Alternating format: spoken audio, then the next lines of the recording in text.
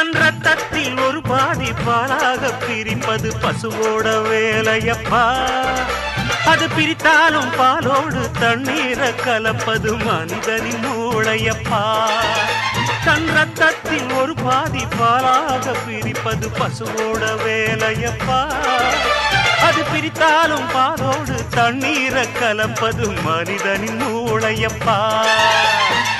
சாணம் விழுந்தா உரம் பாரு, எருவ எரிச்சா திருநீரு.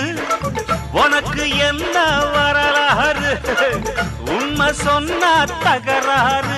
நீ மாடு போல உழைக்கலையே, நீ மனுஷனை ஏச்சு பொழைக்கிறியே. வந்தேண்ட பால்காரன் அடடா, பசு மாட்டை பத்தி பாட போறேன், புது பாட்டு கட்டி ஆட போறேன்.